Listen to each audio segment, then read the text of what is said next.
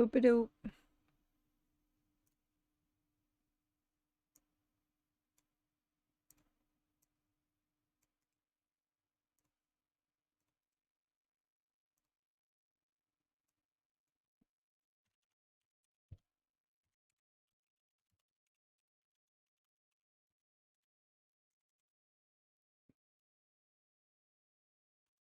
Okay. Get that in there.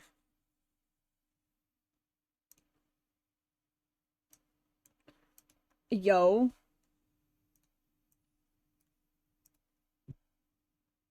I can get chat up in here. Go to dashboard. Manage stream. Some videos. Pop it out.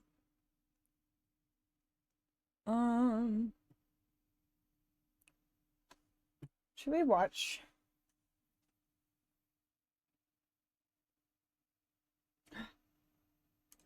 Yo. This spooky episode of Defunct TV is sponsored by Squarespace. Go to squarespace.com/defunctland for 10% off your own custom website. If you dare. Yo. Spooky. Spoopy doopy. In the early 1980s, Saturday Night Live alumni Dan Aykroyd was developing 1980 ideas my for dad, feature comedy films. He 1985. had just wrote and starred in the hit film The Blues Brothers with co-star John Belushi, and he was specifically I don't looking know for who these another people film are. for the duo to lead. Aykroyd had grown up in a family of ghost fanatics, and he had watched Ooh. countless comedy films from the 30s and 40s of people finding, hunting, or otherwise encountering gonna the other call side. The once strong Ghostbusters? genre included films such as The Ghost Breakers, Ghost Chasers, and Hold That Ghost. Hold Aykroyd that sought to ghost. revive this genre with Gotta- Belushi, but gotta after ghost, Belushi's gotta untimely hold death that in ghost. 1982, Gotta Aykroyd hold would ask that Bill ghost. Murray, who had just starred in the popular comedy Stripes, to join as his co-star. Stripes director Ivan Reitman and writer Harold Ramis would also be recruited for the project.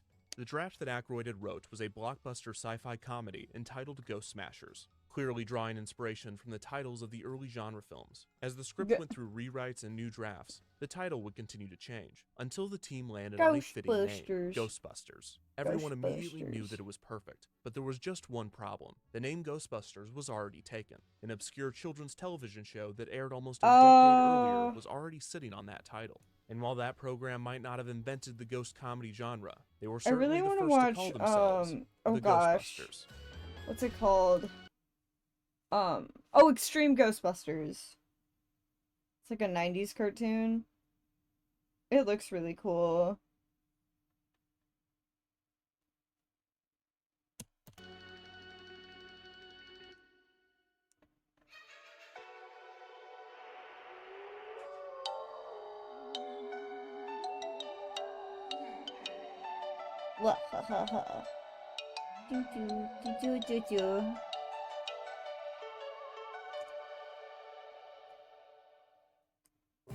The year was 1957, and an animator named Lou Scheimer was working at the Larry Harmon Pictures production company. During his time working on television cartoons, notably Bozo the Clown and Popeye, Scheimer befriended fellow animator Hal Sutherland. Sutherland was a Walt Disney animation veteran, having worked on such hits as Sleeping Beauty, Lady and the Tramp, and Heck Peter yes. Pan. Despite Larry Harmon Pictures going out of business in 1961, Scheimer and Sutherland continued to work together on other television shows and commercials, and the two eventually decided to make their own studio.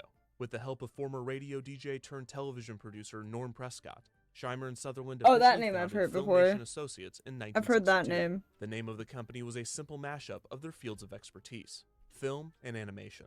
In 1962, Filmation would start work on their first feature-length film, a Wizard of Oz sequel named Journey Back to Oz. Unfortunately, the ambitious project was outside of the scope of I've the heard new about studio, that. which instead pivoted to the lucrative landscape of Saturday morning cartoons. Throughout the 1960s, Filmation would produce Saturday morning programs for many DC Comics properties, such as Aquaman and the New Adventures of Superman. The success on Saturday morning would continue for decades, with Filmation creating such popular fare as Fat Albert and the Cosby Kids, Star Trek the Animated Series, He-Man and the Masters of the Universe, I know and it. She-Ra, Princess of Power. Oh, By I know that one. 1975, I love that Filmation one. had become the I need king to of watch Saturday the morning, original. producing 3 times more content than the once dominant Hanna-Barbera Productions. The studio had even finished Journey Back to Oz, releasing it in 1972. Sutherland had Oh. retired in 1974, leaving Prescott and Scheimer to run the now booming business. That same year, Filmation would release their first live-action children's show, the superhero series Shazam, based on the comic book hero that DC had recently acquired. Oh The gosh. next year, the company would add 2 additional live-action shows. The first was The Secret of Isis, the first female-led superhero series. The second Ooh, was an original slay. sitcom with An a icon. fantastic name. The Ghostbusters was a children's comedy series that aired on CBS Saturday mornings at 11:30 a.m. The show's premise was deceptively simple. 3 main characters would hunt down and destroy, or bust, ghosts. Oh. When casting for the show, Filmation turned to 2 veteran television stars, Nice. Larry Storch and Forrest Tucker. Both Don't Storch know. and Tucker had co-starred in the sitcom F Troop from 1965 to 1967, and their screen chemistry was undeniable. When show creator Mark Richards was brainstorming the 3rd member of the Ghostbusters crew, the thought of including a gorilla struck him. The idea came from old Gorilla? Laurel and Hardy and Abbott and Why Costello the shorts. fuck a The peak of physical gorilla? comedy, it seemed, could be easily reached with a man in a gorilla suit. After auditions, Hollywood sci-fi memorabilia collector Bob Burns would eventually earn the role of Tracy the gorilla. It didn't hurt know that he already that had his own ape Ghostbusters- suit on hand. Hey, yo! I obviously only know the movies because I didn't know that, like, there was a fucking gorilla in Ghostbusters. That's wild. And this dude just kind of casually, what is he, a furry? Just casually just has a gorilla suit just sitting there already. Like, who's this dude trying to be? Impersonate Bigfoot? I mean, I guess this role was pretty much, he was destined for this role if you had the costume already. That's pretty much how you get destined for roles like this, I feel. Yo. For over a decade, Burns had been playing a gorilla named Koger in everything from the Mickey Mouse Club to McDonald's commercials. Burns was the Mickey perfect Mouse person to play the Clubhouse. Ghostbusters' hairiest member, but he wasn't the The first choice. hairiest Another actor member. was hired to play the gorilla, but after his agent demanded a huge sum for his performance, the actor was let go. The production was in a panic with no actor with a gorilla suit for a replacement and 3 No days actor to go with a before gorilla filming. suit. The producers were worried that this would mean the cancellation of the show. Finally, someone Like brought how the up actor Burns, and has within to have 3 the hours, gorilla he was suit. suited up and auditioning They don't for have the it role, themselves. getting it on the spot. Tucker would play the straight man leader of the group, Jake Kong, his name an homage to King Kong, with the joke being that he was not the group's gorilla. Kong's bumbling slapstick Oh my sidekick Eddie God. Spencer was played by Storch, along with Tracy Eddie the gorilla, both of their Spencer. names paying homage to Hollywood film legend Spencer Tracy. The 3 characters ran their own ghost-busting service. Each episode would begin with a setup of the supernatural characters to come. Then, the Ghostbusters' iconic theme song would play.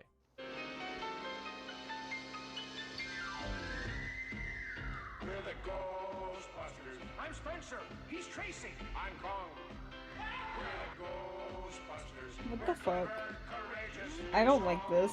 The theme was sung by Tucker and Storch themselves, giving off a very homemade vibe as they gleefully belted out their Yeah. catchphrase, "Let's go, Ghostbusters." Every episode would see a ghost of some famous historic or literary character appear to wreak havoc in a haunted castle outside of town. The villains included the Canterville Ghost, Frankenstein's monster, the Big Bad Wolf, Ooh. a ventriloquist dummy, the Flying Dutchman, Oh my a gosh. mummy, a witch, Flying a vampire, Jekyll and Hyde, Dutchman and like Vikings, Merlin the the Magician, ventriloquist dummy.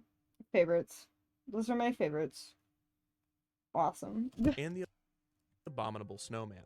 After the Yo, theme, the show gotta would love find the the Abominable Ghostbusters in their Snowman. office, beginning the scene with some sort of classic slapstick gag. The intro scene would typically have some loose relation to the ghost they were about to bust, such as in Dr. Frankenstein when Spencer describes his recent trip to Tracy's doctor.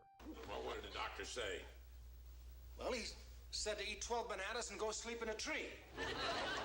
Tracy would usually wear a beanie or a silly hat of sorts, so the young viewers would not be scared of him. Kong would then send Spencer and Tracy to pick up their ghost-busting assignment at an antique shop. The ghost they would Where bust would is be revealed to the- them in the form of a self-destructive voice memo from their anonymous leader, Zero, which would always blow up in Tracy's face, Mission Impossible style. This message will self-destruct in 5 seconds.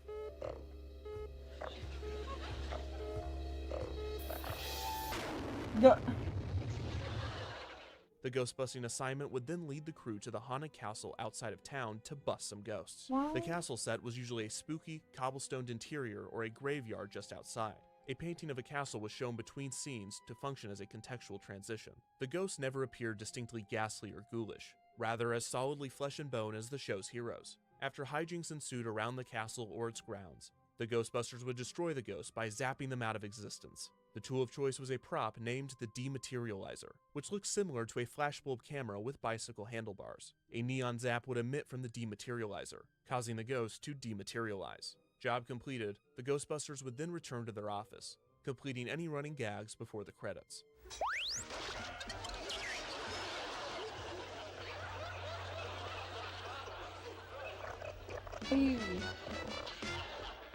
Well, 15 episodes were filmed over 9 weeks in 1975.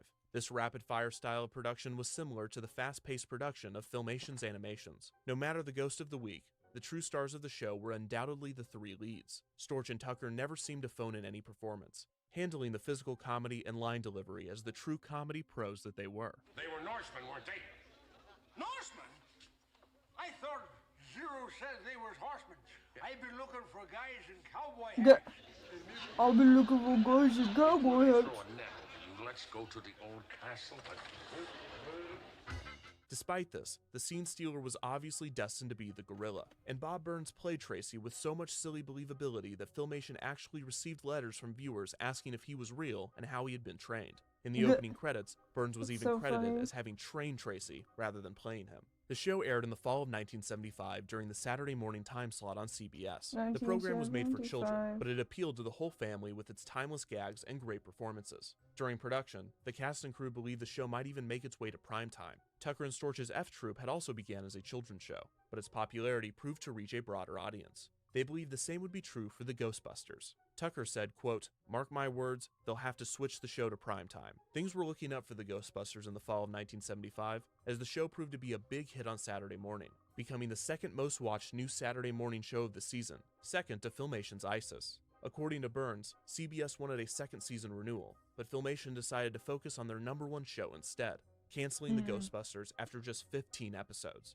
Oh, Scheimer later no. admitted that this was a mistake, as the secret of ISIS's popularity soon declined, and the Ghostbusters proved to have a strong fan base. CBS ran reruns for another year, but the show would soon disappear into obscurity, certainly forever. Of course, this would not be the case, as the Ghostbusters was given one of the most unique revival opportunities in the history of pop culture. In the mid-1980s, Yo. Columbia Pictures was deep into development on Dan Aykroyd's supernatural comedy script, with the crew dead set on naming the film Ghostbusters. Although the film bore no resemblance to the characters or plots of the Filmation show outside of a few coincidental similarities, the Ghostbusters, nearly a decade after its cancellation, now held all of the cards. Oh my gosh. The Ghostbusters cast and crew That's had cool. cycled through every name imaginable: Ghost Smashers, Ghost Breakers, Ghost Stoppers. But when it came time to shoot, the production decided to use Ghostbusters and figure out the licensing later, despite Universal, who distributed Filmation's Ghostbusters, denying the production the use of the name. After a street scene with 300 extras, And they said, all "We don't chanting fucking care, we're Ghostbusters," using a this name name. which the production was explicitly not allowed to use, a producer told Columbia to give it one more shot.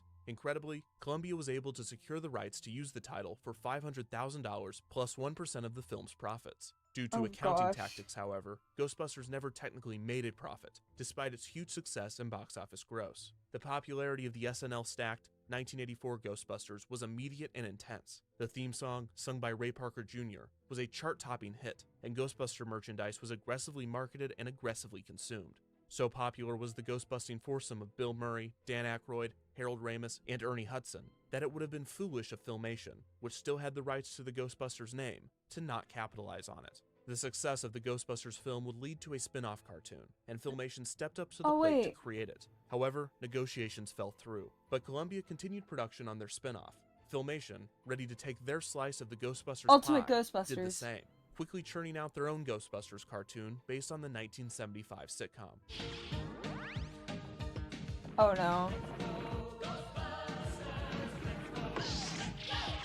The first episode of Filmation's Ghostbusters would premiere on September 8, 1986, exactly 1 week before Columbia Pictures Television debuted their animated show, purposely Are they gonna talk titled about The Extreme Real Ghostbusters? I want them The to talk Ghostbusters about... War was back on. The Real Ghostbusters continued the adventures of Peter Venkman and his Proton Pack posse. Filmation's show, however, would feature the children of the Ghostbusters main cast, with the sons of Kong and Spencer leading the group.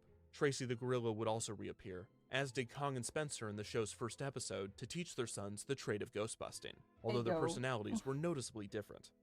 If you don't get him with the dematerializer, you can always fall back on the ghost gummer. The animation was darker than its live-action predecessor and more serious, although it did find time for the occasional burst of slapstick. The Ghostbusters now worked out of the Ghost Command. They were equipped with Ghost Buggy, the talking car, Jumping jumper cables. Next time, call before you drop in. and they now had help from friends such as Belfry the Bat and Futura, the Ghostbuster from the future. The series also had a primary antagonist, the nefarious Primeval, who resided with his ghostly henchmen in the Haunt Quarters. Primeval, maybe not so coincidentally, looks suspiciously like He-Man's Skeletor. In true Filmation style, the show was crafted quickly and cheaply, reusing animation whenever possible. Filmation produced an astonishing 65 episodes, releasing them all between September and December of 1986. Filmation even created merchandise, and the show continued in reruns for years. Still, the real Ghostbusters would top Filmation's, with their show lasting 7 seasons and producing a total of 140 episodes from 1986 to 1991, quickly becoming one of the most popular children's cartoons of the time. Filmation's Ghostbusters could not compete with the real Ghostbusters, and the existence of the show was confusing to the children that had just watched the hit comedy film and had not been alive when the Ghostbusters sitcom was on the air. Filmation's Ghostbusters continued the company's legacy of quickly made, crude cartoons, but to many of the kids watching them on Saturday mornings, this was just part of the charm. Filmation would last 3 more years after producing the Ghostbusters cartoon, being sold by its parent company in 1989 and closing its studio. Unlike Filmation's show, the Ghostbusters franchise has cemented itself in the pop culture lexicon, with sequels, merchandise, and even another cartoon on its resume. And while the majority of people would call the team of 4 proton pack-wearing comedians when they encounter the supernatural, there are still others that would rather call 2 sitcom veterans and a gorilla.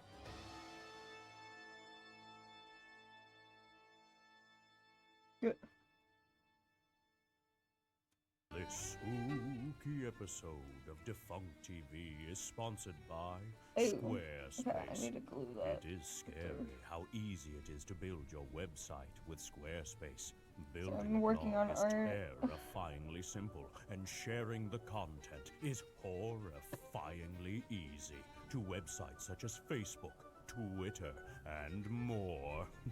So I have been studying animatronics for almost a year now. I released a part 1, a 90-minute thing on Disney's animatronics that covered everything right up until the computer, so around 1967 to 1971, all the animatronics up to that point. And now, for the past however long, since that video was released, I've been doing part 2, which mainly focuses on the living animatronics, the ones that can see you and move. But I do track the history a little further into the 70s and 80s, and I finally reached the point where Chuck E. Cheese comes into frame. And so while trying to become really dedicated to my script and my work on the main channel, I went down some Chuck E. Cheese rabbit holes just because it's just right there. After Dark, and so I did a video for the Patreon where I ranked all of the Chuck E. Cheese characters and put them into different categories depending on their musical talent and their perceived value to my pizza organization. Chicken. But I also wanted to do something free and public for the non-Patreon people. And as I was researching,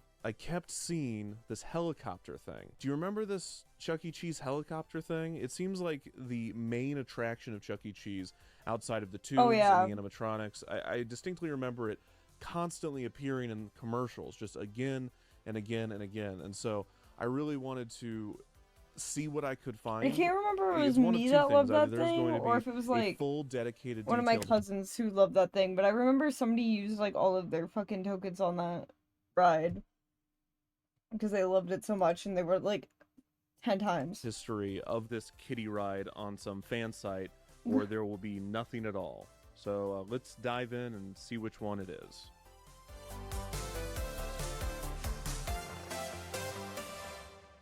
So there's all these different coin-operated rides. They're called kiddie rides, although that seems like a very broad category. It's just the types of stuff you see in the malls. You put a coin in, and it moves forward and backwards or up and down, and I really got to focus here, or else I'm going to get really into kiddie rides, because there's like spaceships and, different helicopters. Some of them are But the cool. one at Chuck E. Cheese is weird, because it goes right up to the ceiling. So it feels like it's either made for Chuck E. Cheese or made to be indoors. This is not like a mall type thing. Or this was like it goes a clock thing. right up to the ceiling. It has the big colors, and you pedal And that's all I really know about it. And I'm also worried that's all there is to know about it. But let's see what we can find. We're going to type in helicopter, Chuck E. Cheese, and then the word that makes the internet work, Reddit. Anybody remember these flying bicycle rides in Chuck E. Cheese? I do. That's me. I remember. I remember the commercials with it. This, I remember the one in my local Chuck E. Cheese growing up got taken down because it had a lot of mechanical problems. Once the firefighters had to be called because a girl got stuck up at the top. Oh my I think I god. could get a girl down from there. I don't think you even need the fire department. Yeah. The ceiling isn't that high.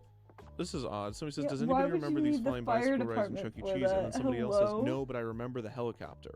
Is this not the helicopter? Now I'm worried that it's actually not called the helicopter, and it's called something else. Here's a BuzzFeed article. 12 things Chuck E. Cheese's had back in the day that you totally forgot about but will remember. This is definitely a BuzzFeed article. The spider stomping game, the ticket muncher, the pizza. Okay, these are easy. Here we go. The helicopter ride. Oh, it's from the Chuck E. Cheese Twitter account. Throwback Thursday to when we made a human-powered helicopter first. I say Throwback Thursday to when we made a human-powered helicopter first. And then Chuck E. Cheese at someone named Kaylee B. Nicole. Who's this? It doesn't exist. So this is either one of two things. Either this is a video from a suspended account. This account posted a video of another human-powered helicopter, or they that looks so posted cool. a video of the Chuck E. Cheese helicopter being built, which would be exactly what I'm looking for. Somebody said yuck, and then another person named Baba said, I have a complaint. I guess about Chuck E. Cheese, not about the helicopter. Okay, wait. Somebody says Charles Cheese. Dead end number 1. Next up, this is an auction. Oh wow, there's like a photo of it in like a nowhere space. Oh wait, no, it's like a barn. Manufacturer Memo Park UK. Memo Park is a kiddie rides manufacturer. Okay, so Memo Park owes its name to the union of two terms, memory and park, precisely because it evokes the call to the past, to memory, to the lightness of the game, and to the eternal child within us, immersed in fantasy and fun. In the United States, it has long since entered into a partnership with Chuck E. Cheese, the chain of fun and food centers for families, to which it has sold over 2,000 games and is present with a parts and service. Service. Parts and service. Chuck E. Cheese, the most ridden ride for Chuck E. is Tic Tac. Oh no. Yes. Okay, this is the Tic Tac clock. This one has a full history page. Oh my god. Okay. That is the ride. That is the ride. I was like, wait, no, it's not the helicopter. This ride. One of my family members like lost their shit about. I don't think it was me. I think it was someone else. Yeah, there's like there's one person that comes to mind when I see that. But yeah, childhood freaking memory unlocked here. Cause yeah, no, the bike thing wasn't there. It was the creepy ass clock. And I think the reason is because apparently it's the most ridden ride, but specifically because people keep breaking it. Yeah. Oh my god. Oh my gosh, this guy just jets out of there immediately. How do you get out of that easily? Like, the restraints are not strong. Do you see how that one made it all the way down to the 3? Oh wow, look at this. Look at all these. I'm into this. Hell I'm yes. into this. I can't get into this. Want one of those. To work on the real video. Can I have okay, like a kitty clock? Not kitty clock. Fucking one of the kitty rides just in my house, please. It's beautiful. I want to look at this beautiful photo. Be fun. It's the Ellie Pythagorean. The Ellie Pythagorean. What does that mean? In English, please. Italian to English. It means Eli Pythagorean. Why is that the name? If you look at the other rides, they're all called normal things. Mushroom Carousel, Tree Carousel, Geronimo's Horse, Indian Motorcycle. Indian Motor? What Camel. the fuck? What camel? That's awesome. Why is there a camel? That's awesome. It is awesome though. Giraffe. That's awesome. But that's the I'm looking. Is there a single one of these that is okay? The Crazy Balloon Ride is clearly the same company that did Eli Pythagorean, but Pythagorean Pizza Spinner. That's awesome. I'm gonna get so What? into this. I can tell. This is capturing me in a really big way. Nautilus U-boat. It's like from the movie Cars, but it's like a military submarine, like a U-boat. No, it can't be a U-boat. The Cars were at D-Day? That's not a. Is that? What? What is this? What happens if I put a coin in this? Holy cow, it's the whole enemy fleet! Oh, My whole squadron. Peppa Plane, Peppa Pig, Peppa Pig Seesaw. I Plane, want one Peppa single of these. Pig One single ride. to Seesaw. have even a weird name or an unrelated name or something, but they're all like Ladybug, Willie's Jeep, Galaxy Explorer. That's a intense one. Oh, look, there's an adult man in this one. Okay, that's Oh more my like gosh. a carnival ride. That's like you wouldn't see that at the mall. Monsters, cool. That's cool. Ooh. Wow. Look, it looks like I got Ayo, big guns. these do when I look read that one. cool. I'm loving this. They did Tic Tac. It's the only one that has a dedicated page, it looks like. Indie Rider has a page. It's a big Jeep coin operated Not much is known about this ride since there's not a lot of YouTube videos. The ride was first discovered by, oh my god, there's a community. I can't do this. I gotta focus. I just want a single one to be named anything weird. But no. Eli Pythagoric. Here it is. Is this where that image comes from, probably? Because it doesn't give us a ton more info. We get its exact weight. Eli Pythagorico. And this says ergonomic. Like my chair.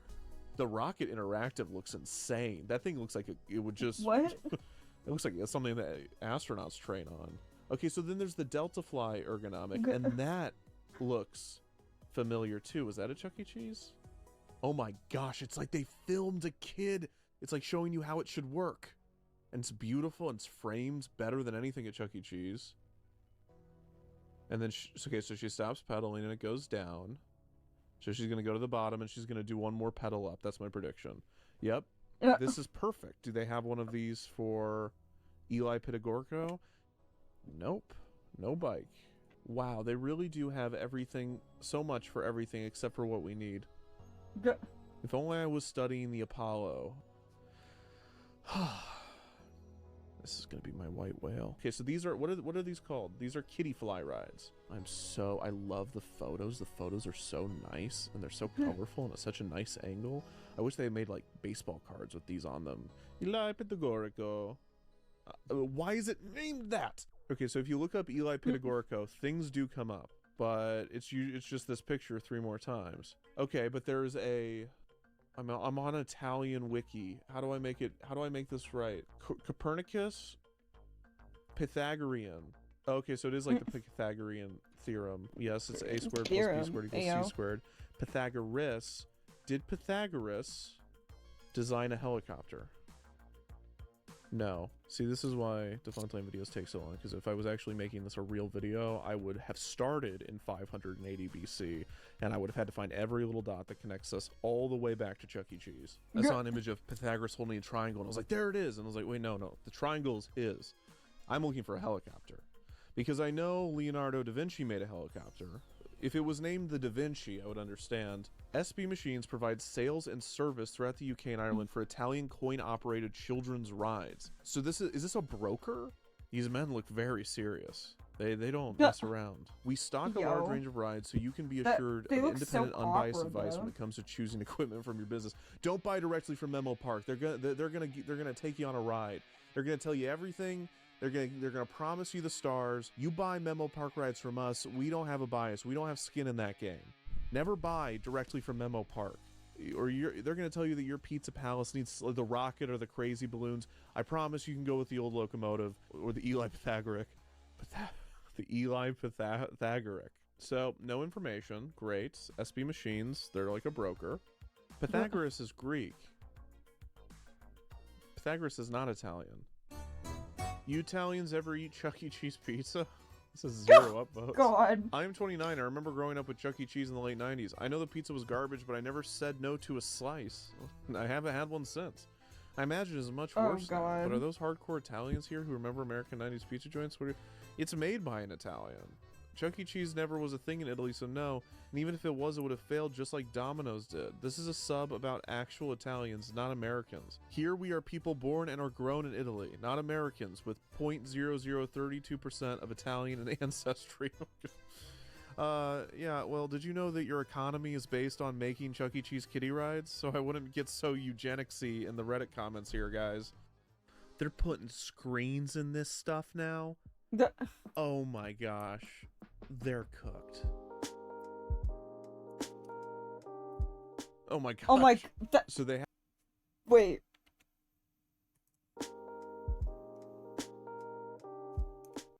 The look on his face. Oh my god. Charles Entertainment Cheese. Oh my gosh. So they have a new one. This is the Chucky's Glider Rider. And the new Chucky, the weird Chucky, the one that the size of an actual mouse, is now huge and riding on the glider. That's the Delta Fly. See, I understand Delta Fly because Delta is a triangle, right? The Delta logo is a triangle. Yeah, so that makes sense. The Delta is a symbol. The symbol Delta is a triangle. This is a triangle. Even if that's not the correct reason, it's at least a possible reason. You know? Okay, here's another one with a weird name. Okay, what's cavallo? Is cavallo a horse in Italian? How to say horse in Italian? Italian. Cavallo, yes. Context clues. I'm still with it. Okay, so that makes sense. Okay, here's interactive toys. There it is. It says fly. Oh my gosh! It's a typo. Is it a typo? It's not Eli. It's fly. Am I an idiot? Should I have known that from the beginning? On every other, am I crazy? On every other site, it was Eli. Eli Pitagorico.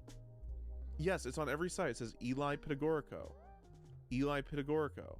Is that just a typo and it's supposed to be fly? Oh, that could be huge. Okay. Think. Jimmy Neutron. Okay, so Pitagorico. The Pythagorean. Okay, so like I think it is. Okay, so here's my next question. Did he like experiment with colors? Because what about this is the triangle? Like what is there? There are no triangles on this ride. What did Pythagoras do with colors? Oh, there it is. Pythagoras, Part 4, the music of the spheres and the significant elements. Armed with the work of Sir James Jeans and Helmholtz, the study of music where emerges from the significant... Okay, I don't know what any of this means. I just see things that... I was like, I found it, and it's just like, oh, I found something that kind of looks like the top of the helicopter. And I'm like, oh, of course. Pythagoras was known for figuring out... And then I'm just like, that looks like the top of the helicopter. Yeah. Okay. Whoa. I it feel does, like though. This is it. Because... Yeah, if you that type makes in sense. Pythagoras circles? Wonder if you did anything with circles, but no. The Pythagorean theory of music and color. What was his theory on music and color? That it would sell more pizza? That it would sell more would pizza? book more birthday parties? What was his theory? The Pythagoreans. What are the Pythagoreans? Since they held the harmony. Oh god. I don't have time for this. Is that why? Is it because I found an image that looks like... Does that not look like the top of it to you? Like here in America, you know, you say Pythagorean, I say theorem, a squared plus b squared equals c squared. You tell me about the mitochondria, I say it's the powerhouse of the cell. If you added any context or gave me anything else that thing could do, I don't believe you. All I know is it's a singular use thing. And so maybe Pythagoras had other theories. Maybe he had this color theory. And over there in Italy, they're like, oh yeah, Pythagoras did this as well. Okay, this comes directly from Memo Park. Like I found a memopark.r. This is Russian Memo Park. In Russian Memo Park, they have this ride as well, also called Eli Pitagorico. The thought that it's a typo if it's on the official site. Is it not Weird. Eli, but maybe it's Ellie in terms of elevation? Why would it be called Eli Pitagorico? Why? Why is it the only one that's called that? Well, the Pythagorean astronomical system, positing that the Earth, Moon, Sun, and planets revolve around an unseen central fire, i.e. the child in the chair. This looks like the ride a little bit, kinda, not really. Is it just more well known? in Italy? And that they just named it that? I don't know. Interesting. I just don't know. Okay, what if we're looking up the completely right thing? Let's do Greek to English. What does Eli mean in Greek? It means nothing. Well, I'm giving up because I have to go back to work on the main channel content. I have to go back to work, and I'm really having a great time working on Disney's Living Characters, which is the part 2 to the animatronics video. So I have to just go back and work on that. And as tempting as it is to continue to search for this forever, I know that everyone out there will have opinions too. So it's kind of a cop-out. It's kind of it seems like I'm giving up, but I'm saying to you, do you know what Eli Pythagoric means? Eli Pythagorico? If you know what that means, please let me know. If you want to support the main channel content, check out the Patreon. We just did a long video of me ranking the Chuck E. Cheese characters, which was a lot of fun. So if you want to check that out, join our Patreon. And the main channel should be updated with part 2 of animatronics in the next few months. Thank you all for your patience. Have a great day. Hi again. It's a week later. I didn't mention this before, but we did put in a richiesta informazioni, which is a request for information for those non-Italian viewers, to Memo Park, asking them why that it's called Eli Pythagorico, and they responded after a week, amazingly, and they CC'd what I assume is their entire staff. So I'm worried that we might have shut down operations while they passed this up the ladder to figure out why this was named that. So if you notice that the GDP of Italy dropped this week, that might be why. We appreciate Memo Park for taking the time to respond to this. It's so nice of them. To clear up the mystery, I was half right. This was their response. Thank you for the inquiry. This game is going up and down, recalling a kind of helicopter, in Italian elicottero, and I should have looked up what helicopter was in Italian, although I think it's because I gave up earlier and just didn't think it was a helicopter at all. And then the other part of it is that it goes around in a circle, recalling the Pythagorean wheel, which I think is the Pythagorean spiral. It's colorful, and we kind of looked at stuff that looked like this. So mixing the two and putting a bit of fantasy, it's Eli Pythagorico. There you go. So thank you, Memo Park. I appreciate it. Okay, this is the real end of the video now. Bye. The year was 1996, and the Walt Disney Company was in a very peculiar place. Walt Disney Studios was riding high, as they were in the middle of the Disney Renaissance. A return to form had yielded a plethora of box office success, while the rest of the company appeared to be in a state of disarray. Jeffrey Katzenberg, the president of Walt Disney Studios, was forced to resign by CEO Michael Eisner in 1994. This was because Katzenberg had demanded that Eisner appoint him to president after the death of Frank Wells had left the position vacant. Many prominent Disney shareholders and board members did not want Katzenberg as the president of the company, and Eisner, who saw Katzenberg as hungry for power and acclaim, did not feel comfortable promoting him. After he left, Katzenberg would form rival animation studio DreamWorks SKG and would sue Disney for promised royalties that he had never received. The lawsuit would be settled a year later in 1997, with reports saying that Disney paid Katzenberg almost $270 million. In 1995, Eisner had appointed Michael Ovitz, the founder of the world-renowned creative arts agency, to the position of president. For a variety of reasons, this did not work out. Eisner would dismiss him from the company just over a year later in 1996. Ovitz would walk away with a severance package of nearly $140 million.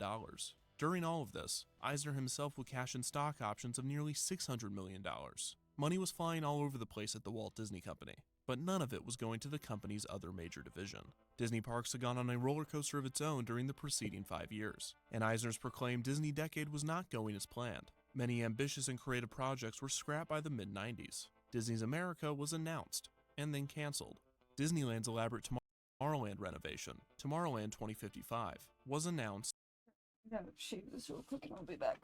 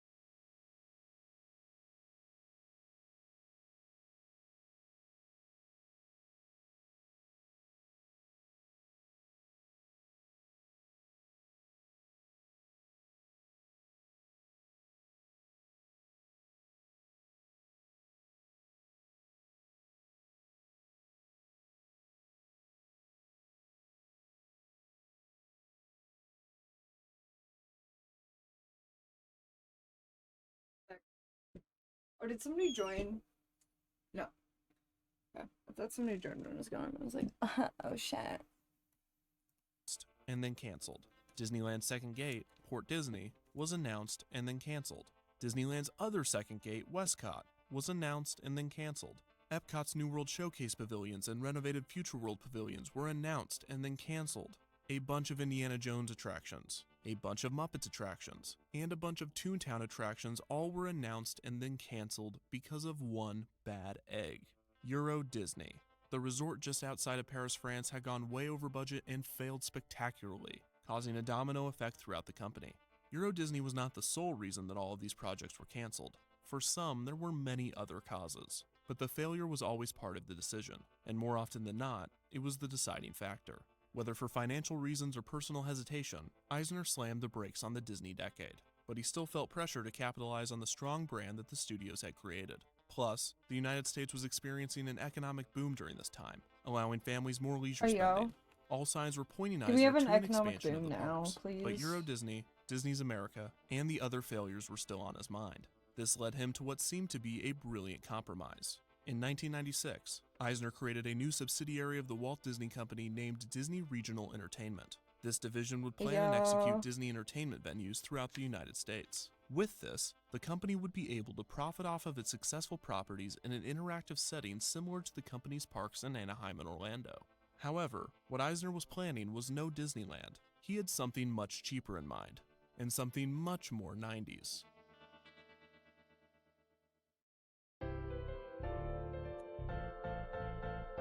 In the early 90s, things were going good. Disney was making money as every company should.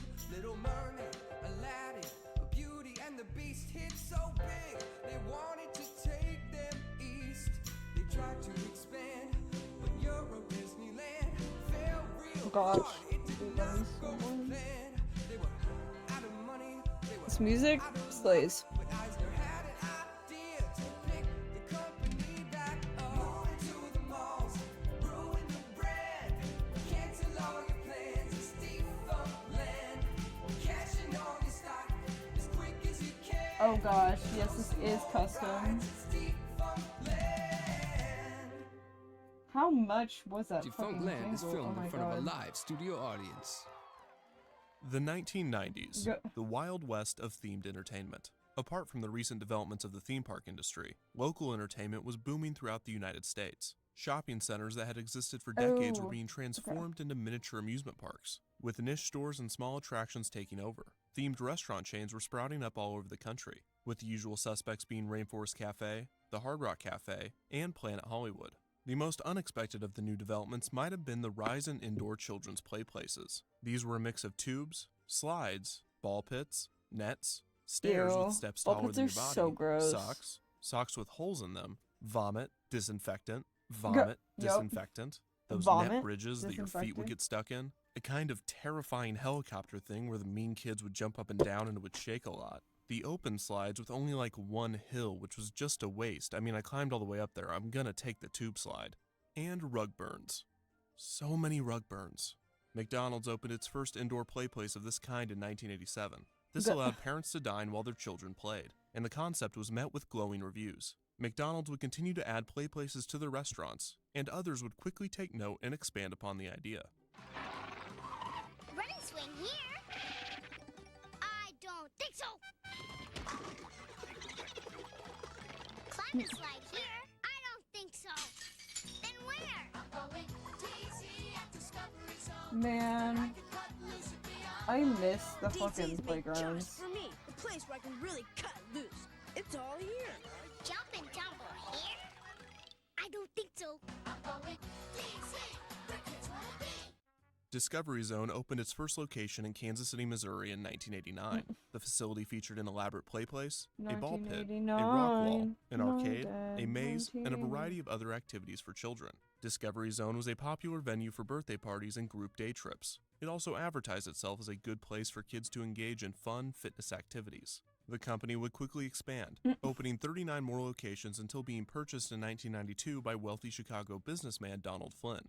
In less than 3 years, the chain would expand to 340 locations. McDonald's had noticed the competition, and in 1991 had created their own chain of indoor amusement centers named Leaps and Bounds. McDonald's would not be able to keep up with Discovery Zone and would sell all 48 Leaps and Bounds locations to the company in 1994.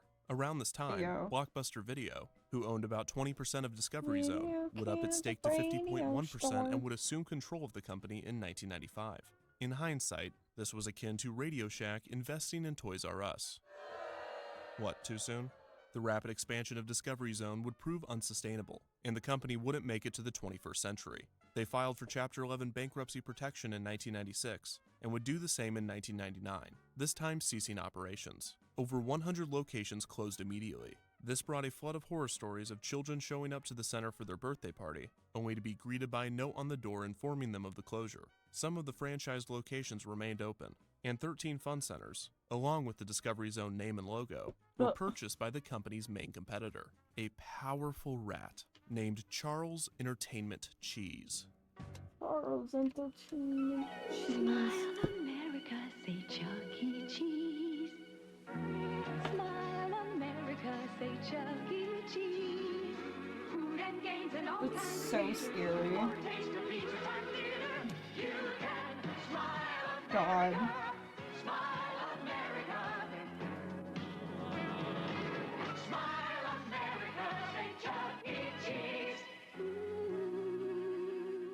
Started by Atari founder Nolan Bushnell, Chuck E. Cheese's opened its first location in San Jose, California in 1977. Bushnell had always had a respect for the Walt Disney Company and their theme parks, and he wanted to create an elaborate entertainment experience of his own. He would combine video games, animatronics, and pizza into a restaurant called Chuck E. Cheese's Pizza Time Theater. Bushnell would expand this restaurant into a chain, and by 1984, the company had over 250 locations. Unfortunately, this same year, Pizza Time Theater would declare bankruptcy due to debts acquired through expansion, the declining interest in arcades, and in some cases, multiple restaurants that were located too close to each other, virtually splitting the potential profit of an area. The remaining locations would be quickly bought by rival chain Showbiz Pizza Place, which was started by a Chuck E. Cheese franchisee in 1980. Showbiz Pizza did not rebrand any of the Chuck E. Cheese restaurants, and the two chains would eventually be merged in 1990, with Showbiz Pizza Time Incorporated choosing to go all in on the Chuck E. Cheese brand, abandoning Showbiz Pizza's animatronic band, the Rockafire Explosion, in the process. Throughout all of the financial issues and restructurings, there were still over 250 operating locations in 1992, with all of them being renamed to Chuck E. Cheese's Pizza before dropping the pizza from its title in 1995. On top of their arcades, animatronic shows, and pizza, Chuck E. Cheese's began investing more in indoor play places to compete with McDonald's and Discovery Zone. It was around this time that the Walt Disney Company took note of the success of these companies. While they might have been late to the game, they expected to fit right in. After all, Discovery Zone had been described as an indoor Disney World, and Chuck E. Cheese's used Disney as a major inspiration during its development. If Disney utilized the same concept, implementing their attention to detail and intellectual properties, they could dominate the new market. In 1996, Eisner appointed Art Levitt to the president of Disney Regional Entertainment. Levitt was the perfect person for the job, and it wasn't the first time that he and Eisner had done business. At 28, he was a salesman at a Los Angeles furniture store. One day, Michael Eisner himself walked in looking to purchase some items for Disney. The fact that the CEO of one of the world's largest corporations was concerned with something as small as furniture was a true testament to Eisner's micromanagement. Levitt and Eisner apparently hit it off, and he was quickly named Director of Corporate Projects and Executive Assistant to Eisner. During his first tenure with Disney, he would also become an executive in charge of overseeing Walt Disney World's on-property resort and entertainment locations, including the Disney Village Marketplace and its Pleasure Island nightclub district. Levitt came up with the idea for an ESPN-themed restaurant to be placed on Pleasure Island. In 1993, Levitt left Disney to head Rank Leisure USA, a company that operated multiple Hard Rock Cafe locations. Just 2 years later, he would return to Disney, equipped with new expertise on location-based themed entertainment. After becoming the president of Disney Regional Entertainment, he would head the creation of 3 national chains for the Walt Disney Company. The first was their attempt at a children's indoor amusement center to be named Club Disney. Club Disney is a now little-known project of the Walt Disney Company. Disney intended to build the amusement centers in suburban malls throughout the country. The spaces were designed for weekend visits, school field trips, and birthday parties. It would also house family workshops, such as Poo-robics, which was described as a 10-week parent and child stretching and exercise program led by the beloved and befuddled Honey Bear. The complexes featured play places, educational demonstrations, animation tutorials, karaoke, and kid-friendly Ooh. computer games in a lab called the Mousepad.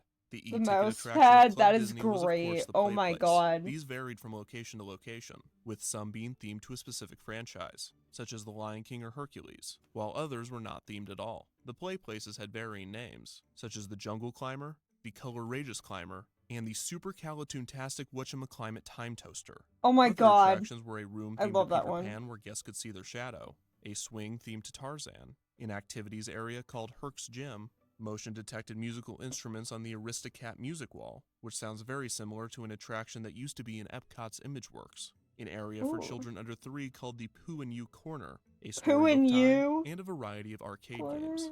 At Hey, some yo, locations, that's kinda there was a wild. Little Mermaid-themed area, where kids could, quote, peek through the portholes of a sunken pirate ship and find a treasure, or chat with a friend on a cellular telephone. There would also be periodic Cellular dance parties themed to different Disney properties. These included the Lion King Limbo, the Mickey Macarena, and the Roger Rabbit Bunny Hop. Some locations had a room called the Applaudville Theater, where guests could dress as Disney characters and participate in a fashion show. There were also educational activities called Ed Ventures, and monthly activities, such as science demonstrations themed to Flubber. As with Chuck E. Cheese and Discovery Zone, a major focus of Club Disney was its elaborate birthday parties, with children getting to pick from a few options, such as Disney Princess Tea, Toy Story Search Party, Pooh-rific, Hercules Hero Hurrah, and 101 Dalmatians Bow Wow Bash. Some locations had a magician performing tricks as Merlin, and the cake for the parties was catered by the Cheesecake Factory. A child could only enter Club Disney with an adult, and both were given a special wristband with a barcode, so no child could leave with a different adult than the one they came with. This was to ease the minds of parents, to allow the kids to roam free within the complex, and to ensure that no parents treated Club Disney as a daycare center. The clubs also served Mickey Mouse-shaped pizza. Admission was $8 for kids and $4 for adults, which would be about $12 and $6 respectively when adjusted for inflation. There was also a large gift store called the Clubhouse Shop. One mother reacted to Club Disney's announcement by proclaiming, "Disney has invaded our lives, but I think the children enjoy all of it." The opening day of the first location, which was part of a new mall in Thousand Oaks, California, began with a ceremony featuring Michael Eisner, Mickey Mouse, and Goofy. The head of attendance calculating at the Walt Disney Company estimated that over 10,000 visitors would show up on opening day. And surprise, he was a little off. When Club Disney opened its doors on February 21st, 1997, only 1,000 visitors showed, proving that no one had learned anything from Euro Disneyland's opening. One sheriff was quoted saying, "We were expecting a lot more people. Maybe because Disney advertised that tens of thousands were going to be here, it scared people away." Of the opening day crowd, 10 or so were protesters accusing Disney of paying Haitian workers 28 cents an hour to make Pocahontas-themed pajamas. The demonstrators were probably also disappointed that more people did not show up. Still, parents and children seemed to love the new complex, and 4 more would be built. Another in California, 2 in Arizona, and 1 in Colorado. Disney representatives had been enthusiastic of the chain's success, claiming that they were going to open another 100 clubs, quote, as fast as we can build them. While reviews were positive, Club Disney was not without its critics. One of the higher-end malls that Club Disney had moved into accused Disney of ignoring the complex's theming standards by implementing their cheesy design. Also, parents complained about the price of admission, especially the necessity for a separate adult ticket, as they were not participating in the club's activities and were required to be there. Club Disney also proved that Disney was best off not teaching anything ever, as the Ed Ventures activities were the most highly criticized of the complex, with many accusing them of being a mere tactic to convince schools to sign off on field trips. In the end, Disney did not follow through with the plans for expansion, but not for these small complaints. The company was impatient with the investment, and less than 3 years after the opening of the first location, Disney decided to cancel the expansion and shut down the complexes. Club Disney was not the cash cow that the company had hoped for, and being the late 90s, Eisner was not in the mood to play the long game. The company was cutting costs across the board, and Club Disney became another casualty of the financial issues. The chain was closed on November 1st, 1999, having never expanded past its original 5 locations. This was around the same time that Discovery Zone ceased its operations, leading many to believe that indoor play centers were just a fad of the 90s. As Chuck E. Cheese's would prove, there is some longevity to the concept, so long as you innovate or evolve. As for Disney Regional Entertainment, Club Disney would be the smallest of their 3 projects. Another regional chain Levitt would create was based off his original idea for an ESPN-themed restaurant, now possible thanks to Disney's 1996 acquisition of ABC. Oh yes. It's your mother. Hi. Hi. How are you guys holding up without me? Oh, we're okay. We were just watching a little TV. Have the kids driven you nuts yet?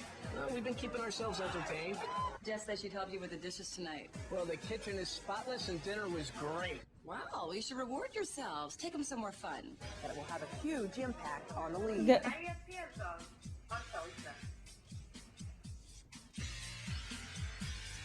The complexes were part bar, part restaurant, part arcade, part gift shop, and part broadcast studio. It was such a hit among sports fans that there were apparently points where guests would have to be dragged out for staying an excessive amount of time. The ESPN Zone would also put on the ultimate couch potato competition, a sitting competition that challenged participants to watch TV without falling asleep or getting up, only allowing a bathroom break every 8 hours. One year, the winner watched TV for 3 straight days.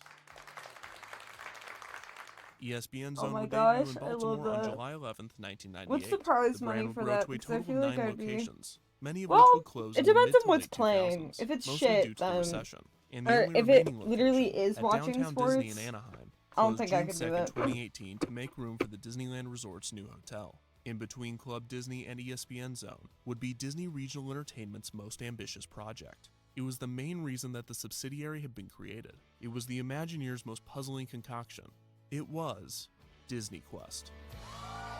Oh, I think I've heard of that.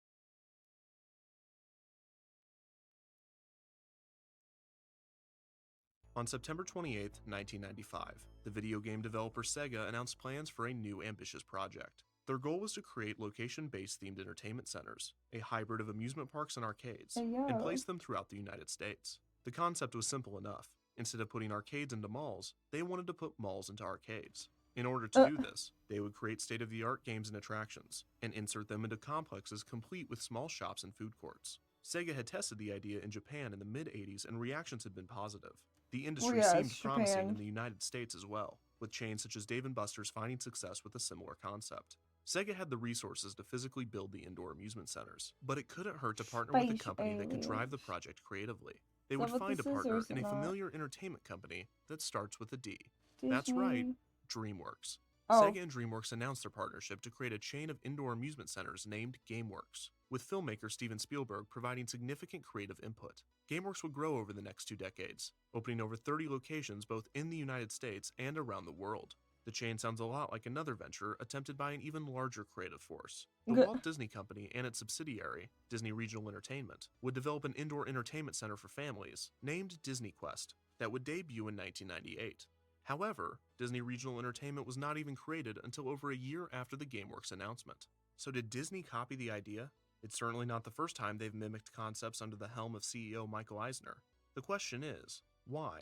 Out of all of the entertainment concepts sprouting up in the 90s, why GameWorks?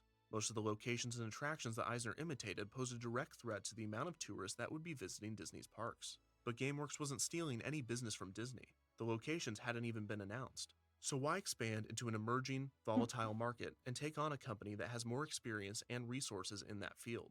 That risk does not seem to make sense from a business perspective, but it makes perfect sense if you look at it from a completely different angle. Who founded GameWorks? Sega and DreamWorks. Who founded DreamWorks? Steven Spielberg, David Geffen, and Jeffrey Katzenberg. The former head of Walt Disney Studios that had constantly butted heads with Eisner and had been ousted from the company a year prior. Disney Regional Entertainment was in part created as an easy way to expand the Disney Parks experience to smaller cities throughout the United States. But there was something bigger going on here. Eisner was spiraling, and he was taking the Walt Disney Company down with him. Ooh.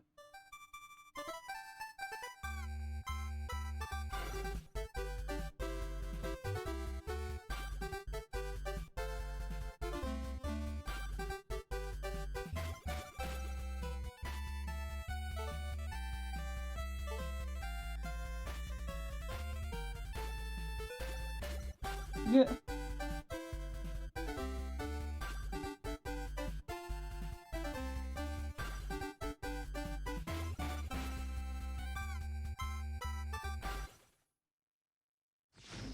Fly over Mars. Take a trek through a prehistoric jungle. Tour a house that has not yet been built. It's called virtual reality, and as Jay Shaver found out, all it takes is a special helmet and a glove, Yo. and you're off. You're gone. Oh. I It's a forgot what that's called, but computer-generated it's world like you see and Spirit move Glove and or feel. something. Will real life Virtual ever reality, be the my same? beloved. Though it had been implemented into specialized use for fields such as medicine and engineering since the 1970s, virtual reality technology wasn't seen as ready for consumers until the 1990s. One of the first commercial uses of the technology would be the insertion of virtual reality pods into arcades, malls, and movie theaters. These had horrible graphics, constrained movement, high costs, and generalized filth. The system in one game could easily cost around $50,000 to purchase, and generally cost the consumer around $5 to play, which would be closer to $100,000 to purchase and $10 to play when adjusted for inflation. With the high costs involved, VR cafes began to open across the country, allowing patrons to try out the latest in VR technology. While excitement around VR remained, the boom of VR arcade games tapered off by the mid-90s. By then, Shave this a little bit more. I'll be back.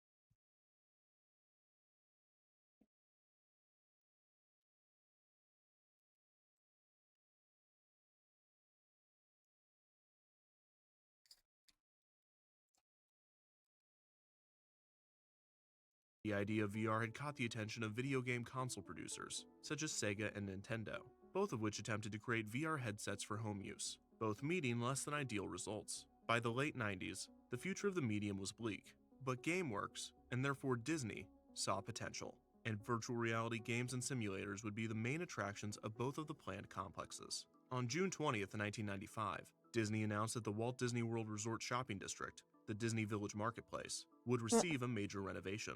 In September of 1997, it would be renamed to Downtown Disney. In its 20-year existence, the marketplace had already undergone a few major expansions. The most notable of these was the addition of Pleasure Island, an elaborate-themed nightclub district that debuted in 1989. This divided the complex in two, with the other section being named the Marketplace. These two sections saw their theming slightly adjusted in order to fit the Downtown Disney renovation, and a new area, named Downtown Disney West Side, opened as well. This new section would include a Cirque du Soleil show, a Planet Hollywood, and a ginormous indoor theme park.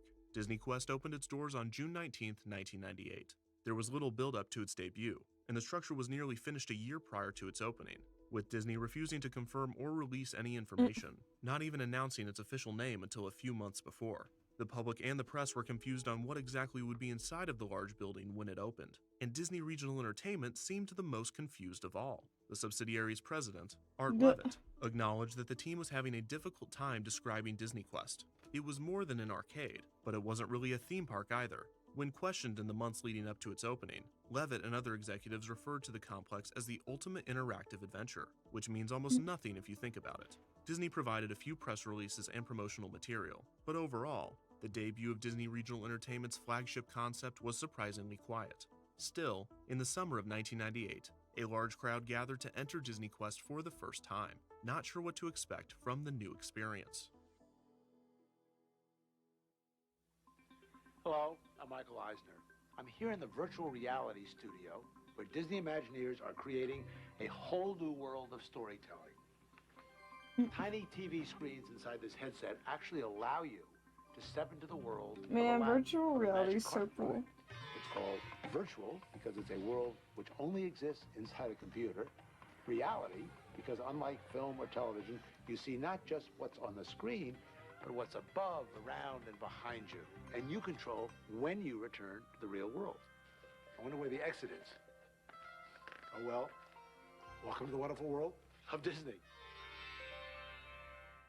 The building was a huge 5-story, 100,000 square foot blue box. On the front and back of the building, there was a large set of Mickey ears with Disney Quest in large print. The building had no windows, adding to the mystery surrounding its contents. Concept art for the complex gave the building a slightly different, more three-dimensional style, also incorporating a proposed monorail track to the Downtown Disney complex. Exterior ticket booths were located to the left of the entrance. Guests would enter on the ground floor, a simple yet elegant lobby. There were bronze busts of famous Disney characters placed throughout the room. The centerpiece was an artificial sky, with supercalifragilisticexpialidocious surrounding the trim of the faux window. Disney this was the setup to the illusion that the Disney elevators World were actually flying you to a new land. It was a subtle and all fun of the touch. Disney parks At the a end of the competitor lobby were the for turnstiles to get on the elevator. this, which Once through, obviously guests boarded the the parks are highly gonna themed win. lifts, named the Cyberlators. These featured an en-route show, starring the genie from Aladdin. This 45-second video explains to guests that they are being transported not just to the next level,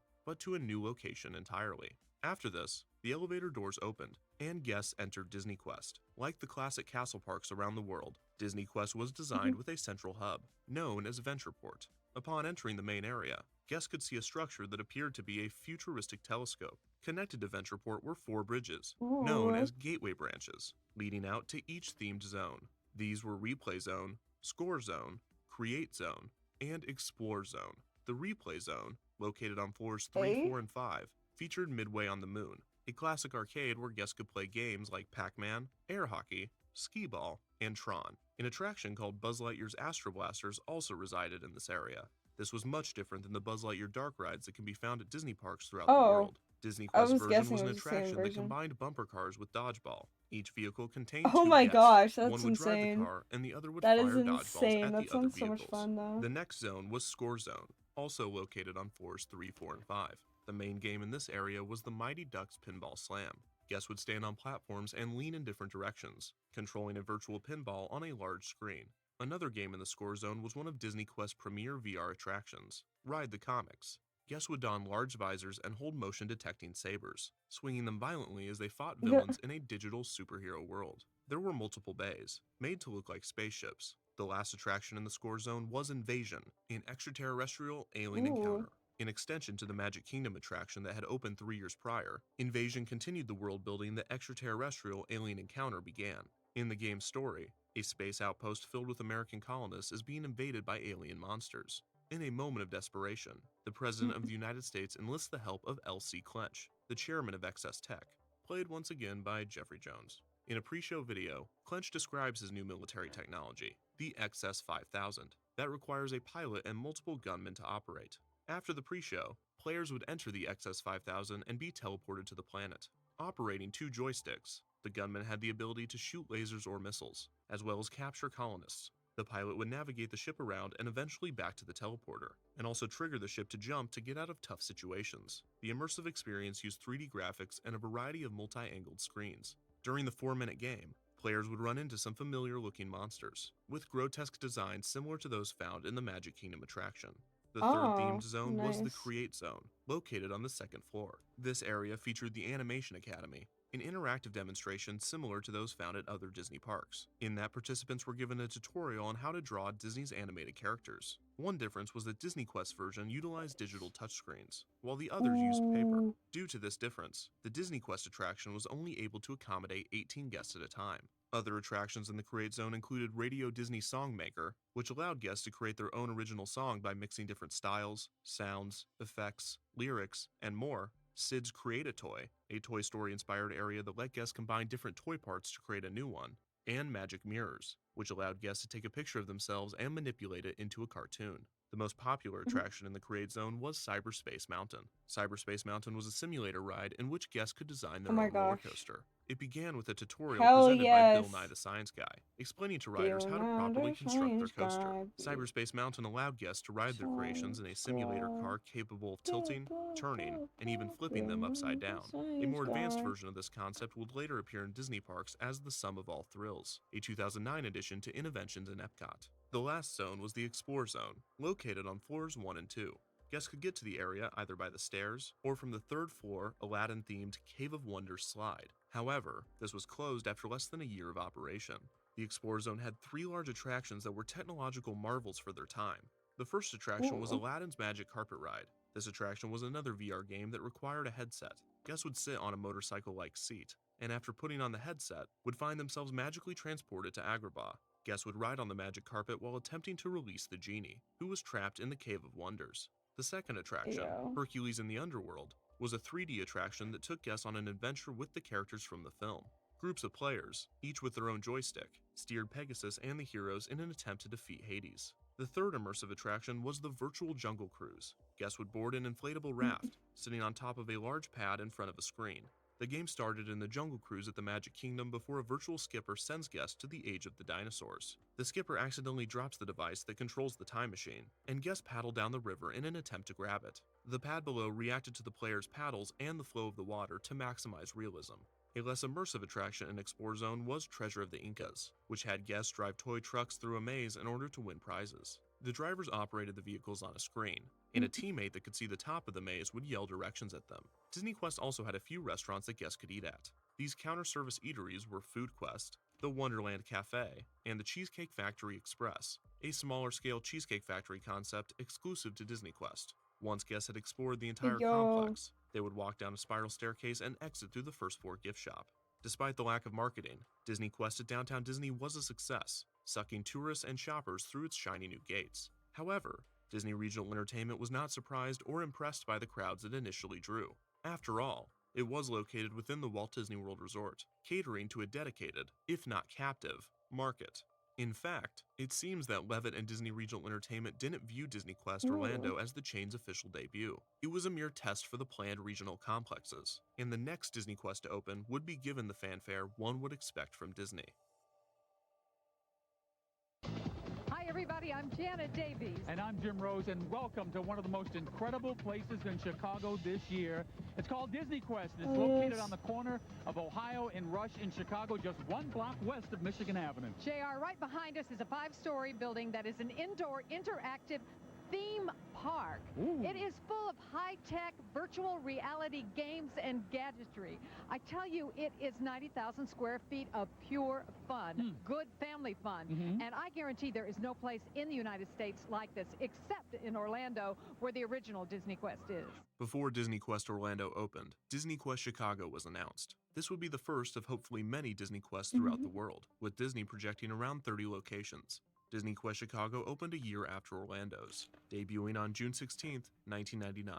The complex, located on the corner of Rush and Ohio, was given a large opening celebration, with an entire television special documenting the ceremonies. The building was similar to Disney Quest Orlando in that it was 5 floors, but it was slightly smaller at 90,000 square feet as opposed to Orlando's 100,000. Having Disney Quest in Chicago was an ambitious step for Disney, but it was also a decision that made perfect sense. Chicago was the third most populated American city, and it was also the birthplace of Walt Disney. It was far enough away from both Orlando and Anaheim to deliver Disney to an entirely new market. And GameWorks was set to open a location just outside of the city in the summer of 1999 as well, but that was probably just a coincidence. The main goal of Disney Quest Chicago was to become the Magic Kingdom of the Midwest. Due to the lack of space for the Chicago location, some of the features and games were forced to have fewer stations, but the main layout and attractions remained the same. While many locals were excited to have a Disney theme park come to their backyard, experts and journalists were more skeptical. Apart from the criticism of the complex's cheesy architecture not fitting in with the surrounding area, they weren't sure whether Disney would see a return on the investment. Interest in both GameWorks and Disney Quest was dwindling fast. The ever-changing landscape of technology was diverting consumer focus to the internet and home consoles. And while the public was eager to experience both indoor amusement center concepts, the chances of locals becoming regulars was falling by the minute. This meant that Disney Quest Chicago would have to rely more on tourists, which did not bode well for a large-scale regional expansion. While critics lacked confidence in Disney Quest, Disney had far too much. The head of attendance calculating at the Walt Disney Company estimated that around 3 million guests would visit Disney Quest per year. However, this would have been nearly impossible, as proved by this quote from a 1999 article from the Chicago Tribune. The average length of stay is in the 2.5 to 3 hour range, so to cram in 3 million visitors a year while maintaining some crowd control, Disney Quest would have to stay open about 17 hours a day, every day, and remain at full capacity the entire time. Apparently, no one had learned anything from the opening of Club Disney, which learned nothing from the opening of Euro Disneyland. In late 1998, Disney had announced that a third Disney Quest would be built in Philadelphia. This location would have been located on the popular Market Street as part of an ambitious redevelopment of the area. The city was thrilled to be chosen by Disney, and by the time of Disney Quest Chicago's debut, the space was being cleared in preparation for construction and was set to open in the summer of 2000. However, production delays pushed the project back to the summer of 2002. In late 2000, both Disney Quest Orlando and Disney Quest Chicago received a brand new attraction.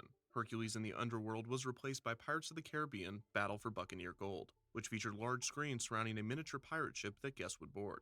Each player would have a physical cannon that would fire digital cannonballs at enemy ships. A more advanced version of the game's technology would later be used in Toy Story Midway Mania.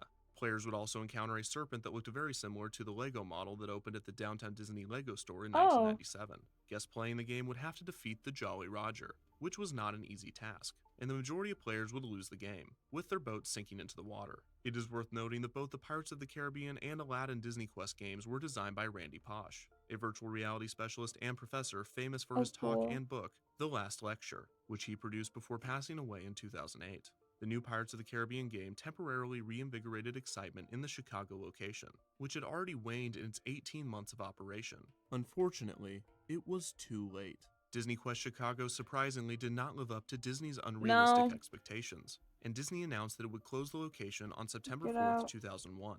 The official reasoning was that the complex was simply not generating enough revenue for the company to justify paying the expensive rent of downtown Chicago. Also, the complex was diverting a massive amount of time and money that Disney and the Imagineers could be spending on more promising and more profitable projects.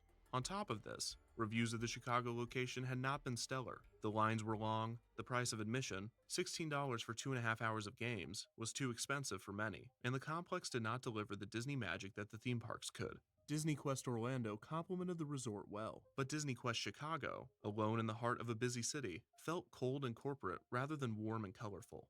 Along with the announcement that Disney Quest Chicago would be closed, Disney Regional Entertainment announced that Disney Quest Philadelphia would be scrapped. Disney essentially abandoned the prime real estate in the middle of construction, leaving only a large plot of dirt. Locals coined it the Disney Hole. and to this day, it has not been developed further than a paved parking lot.